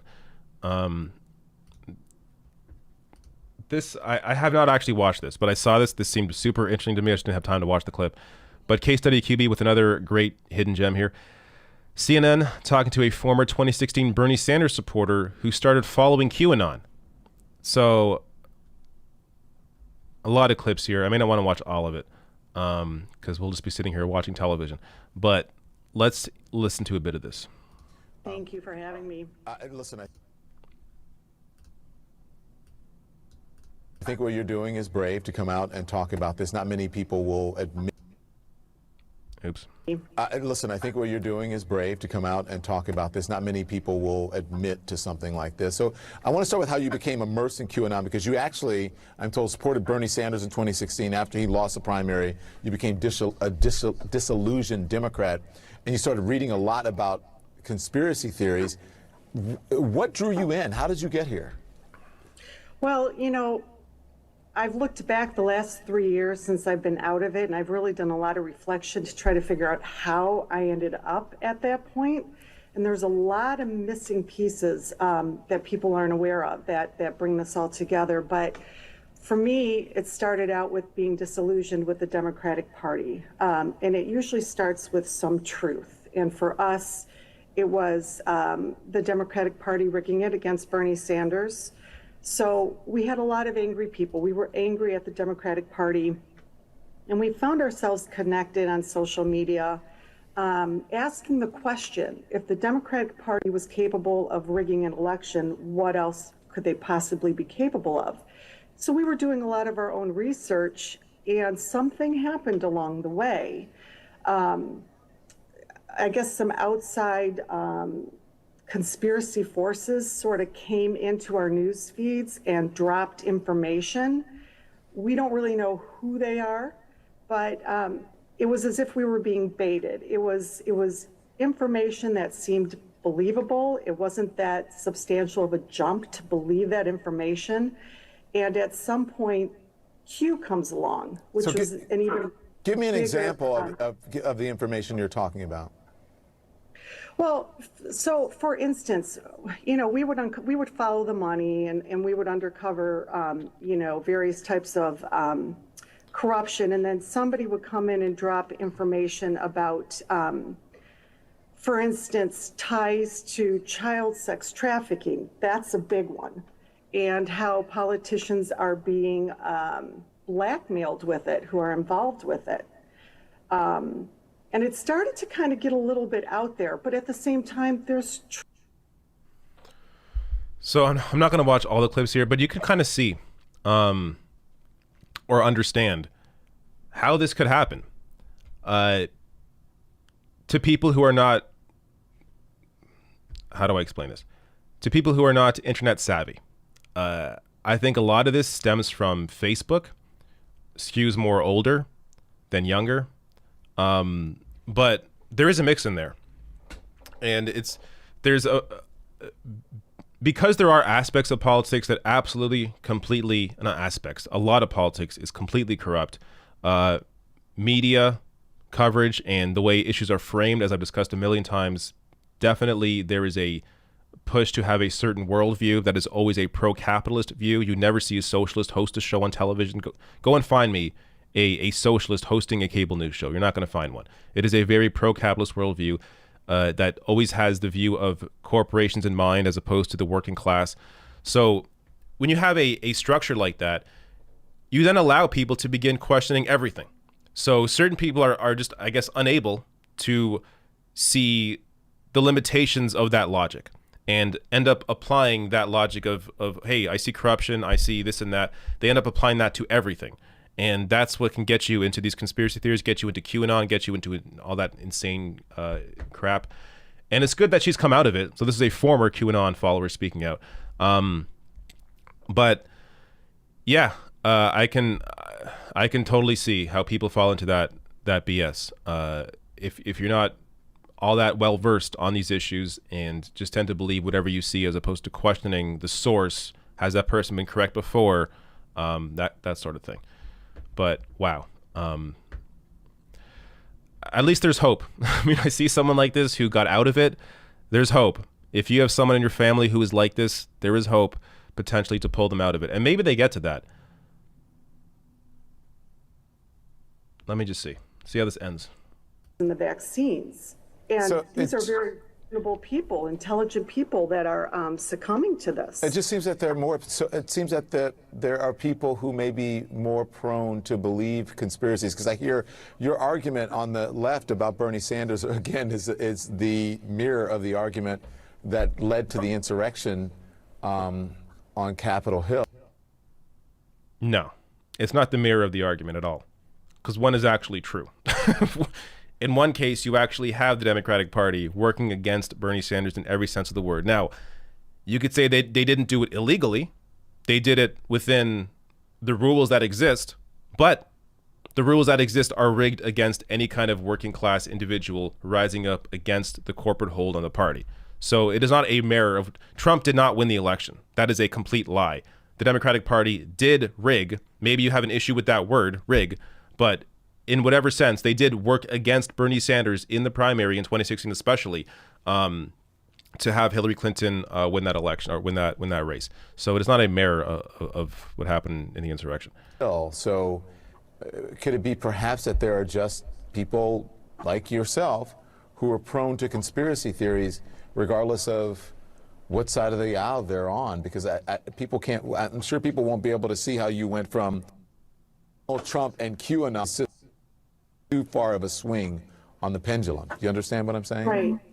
And see, that's where I said there's so many different pieces, because now we can talk about social media and the algorithms. So as soon as you click or like or share on a video or a link or what have you that might have some basis of conspiracy or some agenda, you know, by the end of the week, your entire news feed is filled with very similar material. Do you think social media plays a... Do you think that there should be more fact-checking and more guarding of the platform on social media than just a sort of a free-for-all for everyone to be able to go on there and say whatever it is?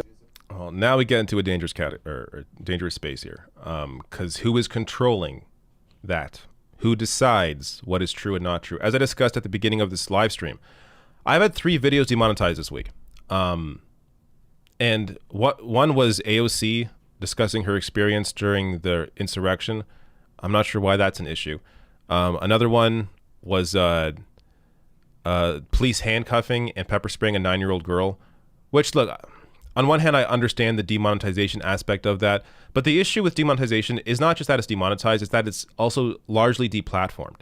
So less people then get to see that video because it's not recommended to other videos. Less people see that video of what the cops did there. So you end up limiting the ability for people like me to correct the misinformation.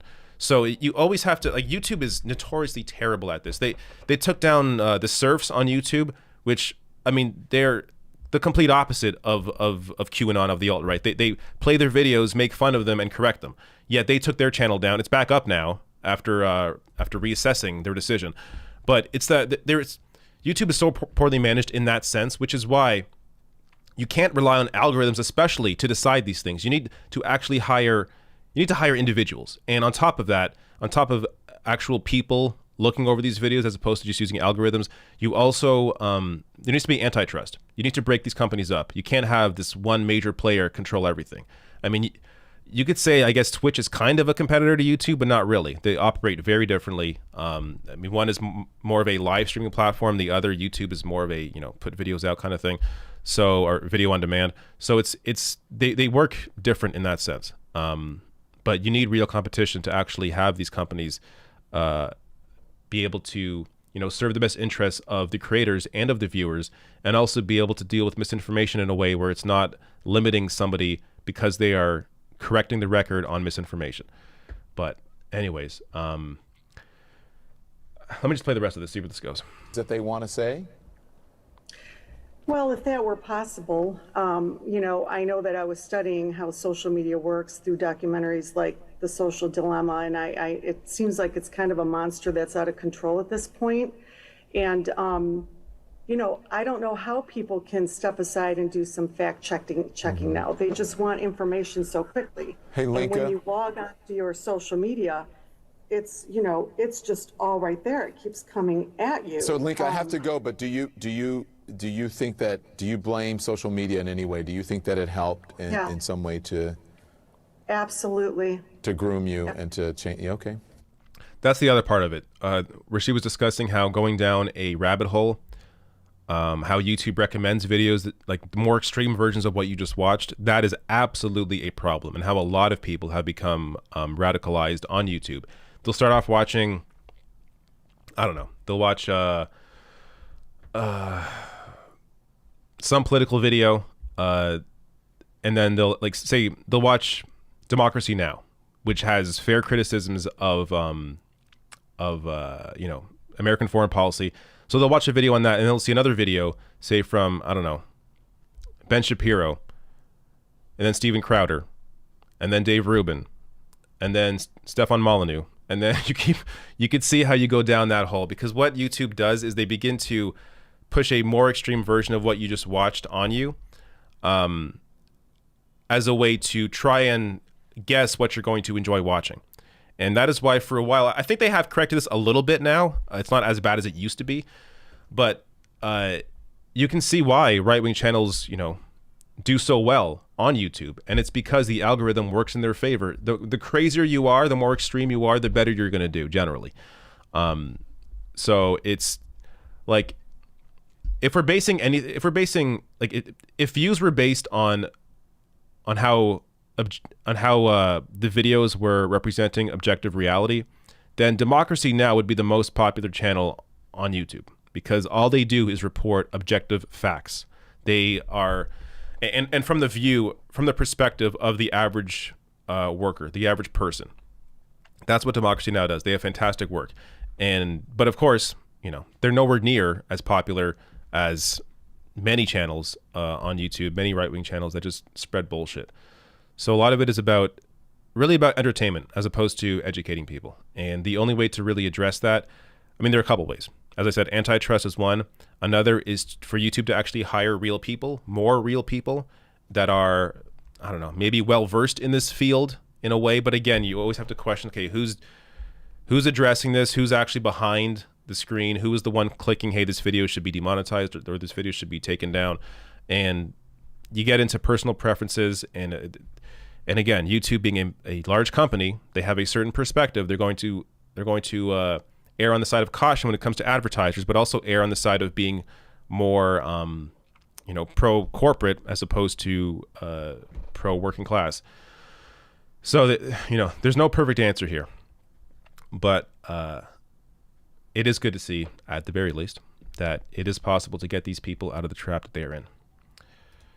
Okay. Let me grab, I think there's more chats. Let me grab some super chats.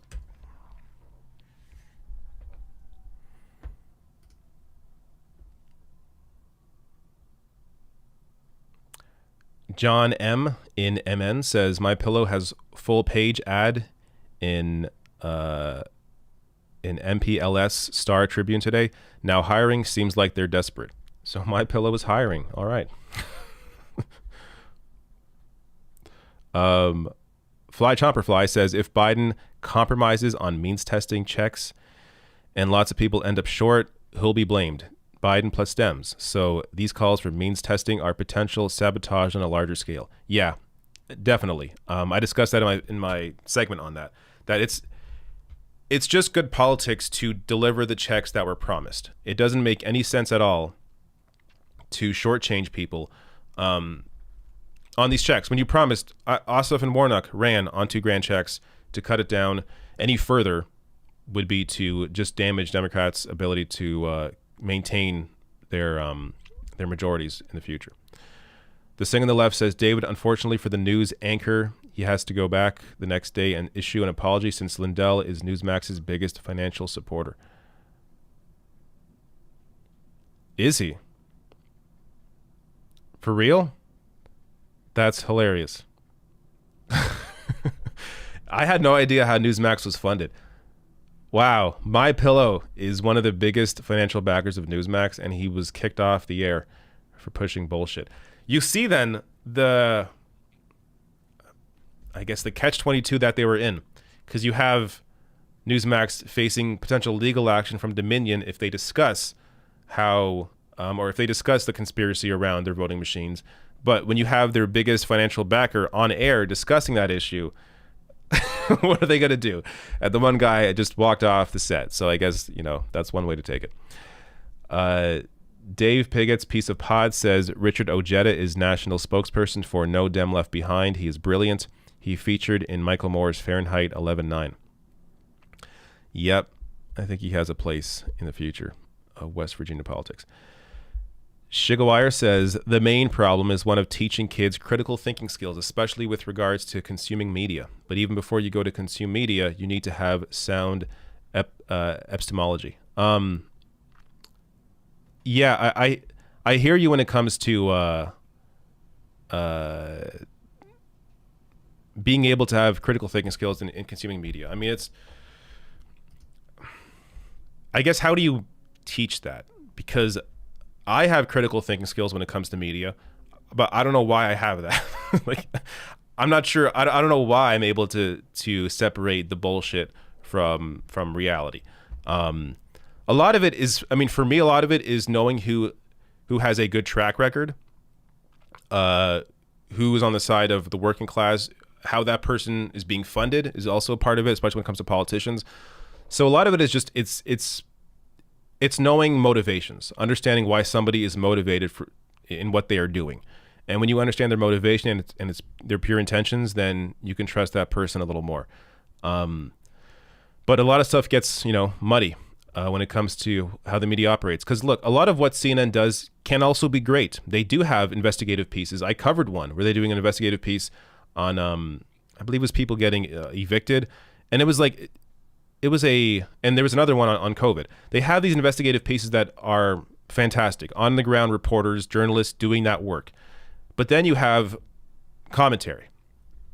When it comes to commentary, that's when you run into some real issues, because that's when you get into the perspectives of these millionaires on television, what they're pushing out there. So it's important to also be able to separate that. It's not just about the platform. You can't say MSNBC as a whole is garbage. You can't say CNN as a whole is garbage. They have garbage segments. They have commentary on politics that is just completely in the view of wealthy interests, corporate interests, and not in the view of the working class. But then they also have work, as I said, are great investigative pieces.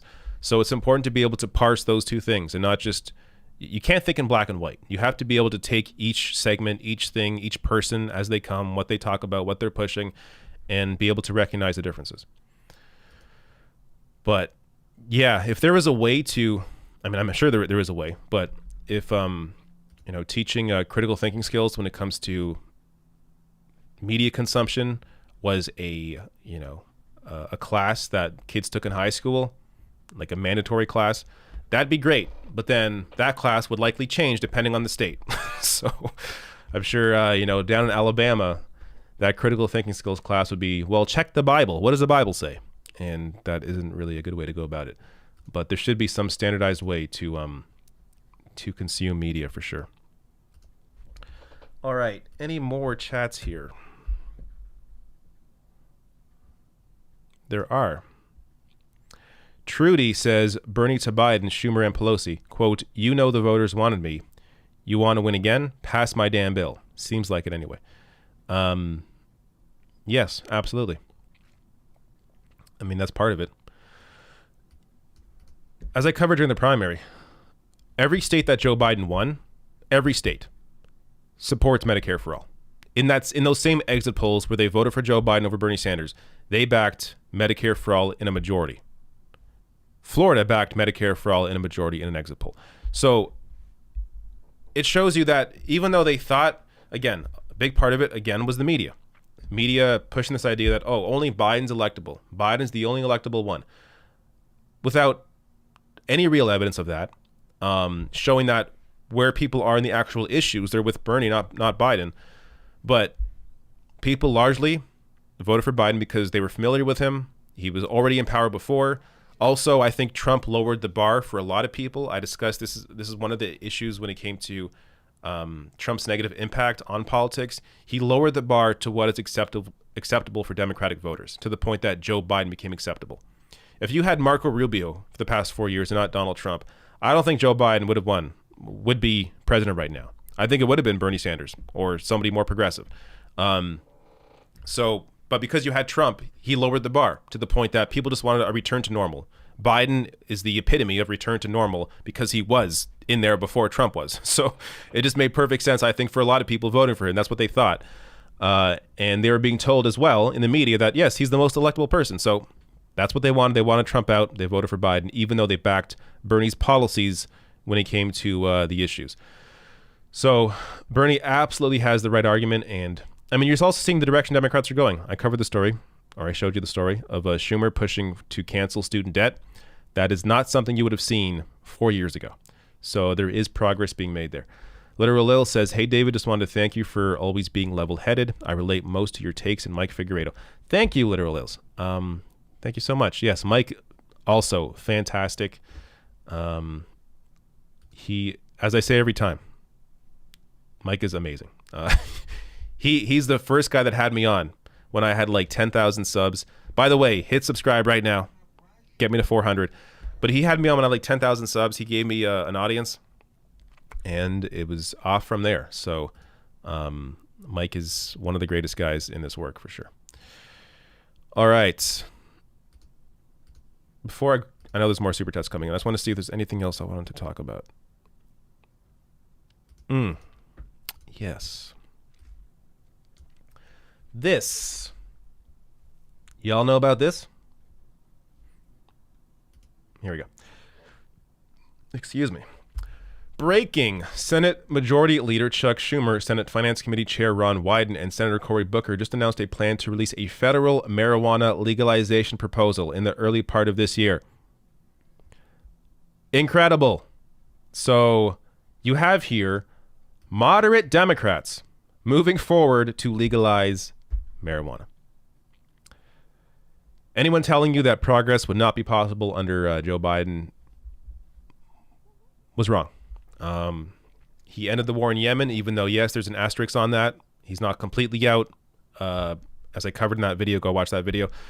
But there is progress being made, and these politicians are being moved to the left, to better positions. Canceling student debt, legalizing marijuana. They are moving to these positions. So I will cover this when they actually have the plan in front of them.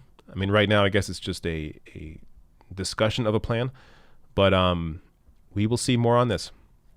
Canada legalized marijuana a few years ago. It's been like nothing ever happened. Like really, of course, there was always beforehand the fear mongering. Oh, once you legalize, everyone's going to be smoking. Anyone that wanted to utilize cannabis before, we're already doing it. Legalizing it just generates tax revenue. And we've seen the science for the last 50 years. It is safer than a cup of coffee. So it really doesn't make any sense to continue criminalizing a substance when all it does is make money for criminals and puts people in jail. So really good progress here being made. All right. Now, let me grab the rest of the chats, and then I'll likely get out of here.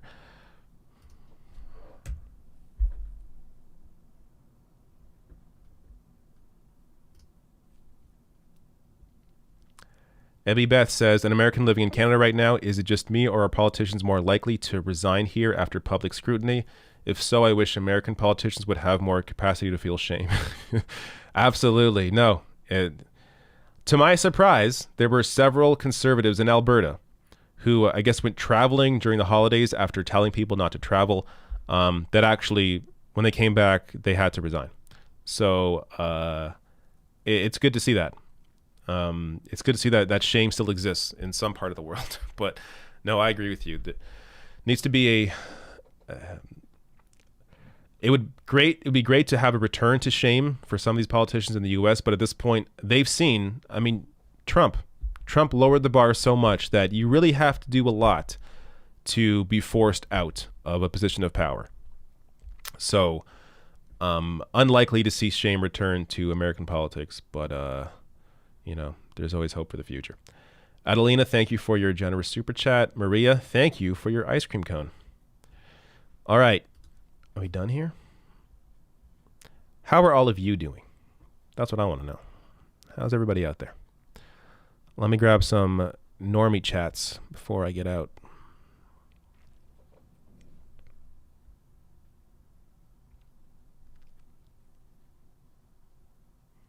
Winston says, did you see Vosh get unbanned on Twitch? Yes, I saw that tweet. I liked that tweet. Good for him.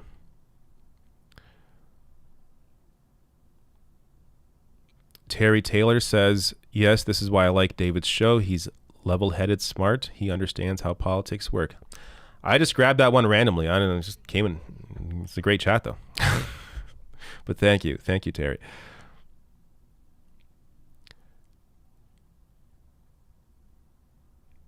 Any questions, comments? A lot of compliments. Thank you for everyone sending compliments in. Much appreciated.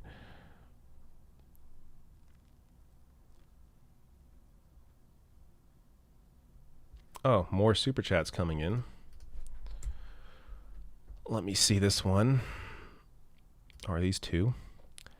OG Goblin says, what about the guy getting moved for an organic menu? Oh, the QAnon shaman guy. I saw that. All I saw was that he's now getting organic food. But certain stories I don't want to cover too much. Like definitely this week there was so much news. I have no interest in covering what he's doing right now. And also, you know, it gets to a point where you don't want to encourage insane people by covering them for non-stories. But yeah, I don't know. I just find that guy weird. Raven steals the light. Thank you for your super chat.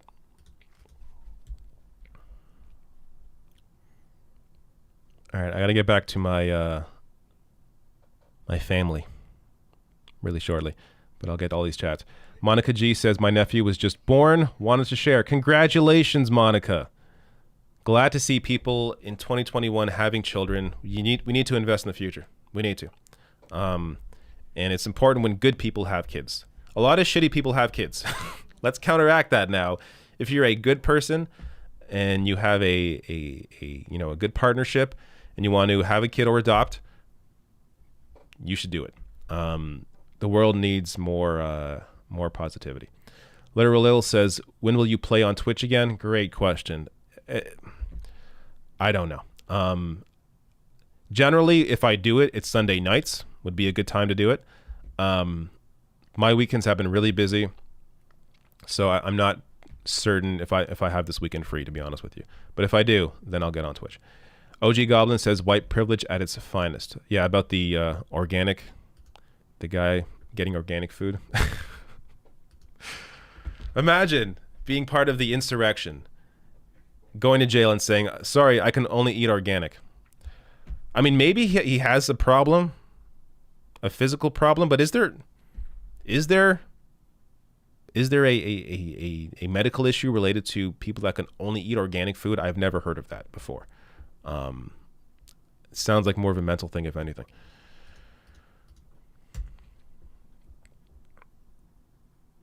Ten Law Gnomes says, hey, David, glad I can actually catch the live show instead of watching the VOD after work. I predict Schumer, 70, isn't primaried, but resigns after his next term, allowing AOC to run for an open seat. After his next term, though. So, but this is the question. Then why would he be doing these more progressive things, at least rhetorically? Why is he fighting for marijuana legalization? Why is he pushing to cancel $50,000 in student debt? Why is he rhetorically fighting Republicans a lot more and pretending, at least on the surface, to be more progressive? It has to be because he's afraid of a challenge. And you see how long these lawmakers are in for. I mean, how old's Dianne Feinstein now? Isn't she like in her 90s? You have people who just cannot let go of power. So I'm not saying you're wrong, because I think what you're saying would be ideal. But clearly, I think right now, Schumer is worried about a primary. Otherwise, he wouldn't be making these moves.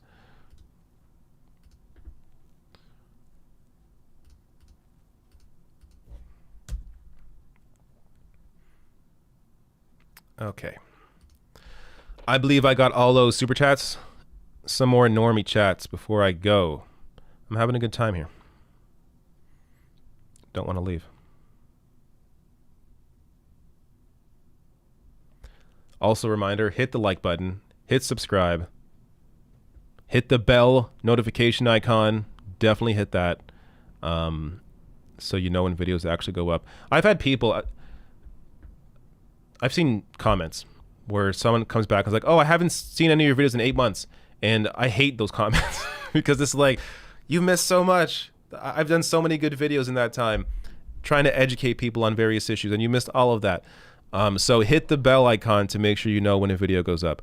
I put a lot of work in most of my videos. Sometimes, you need to have, occasionally I need a break where it's like I play a clip and it's like, oh, look at that clip. But for the most part, especially this week, a lot of educational stuff, a lot of diving deep, and also entertaining, of course. I got to make it entertaining. But it's a combination of the two. You want to educate while entertaining. So I hope people catch most of my videos. I only do two a day. It's not a lot to watch. Check out both. Usually around, 10 minutes or less. So not a big commitment. And hopefully you learn something.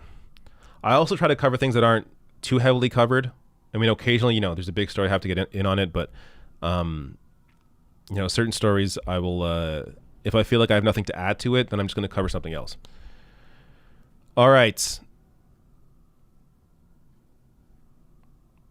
Any last words here?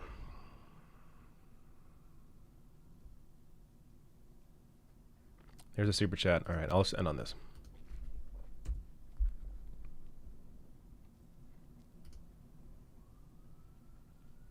Stacy Murphy says, if you're sick of hearing it, this is not for your baby. If not, it is. Either way, thanks. Thank you. I'm not sick of hearing it. I will always gladly accept super chats for my baby. Thank you. Speaking of which, got to see how he and my partner are doing. So thank you all for showing up, for being here, for super chatting, for supporting me. Again, hit that sub button, hit that bell button, hit the like button, and I will see you again next week. Goodbye.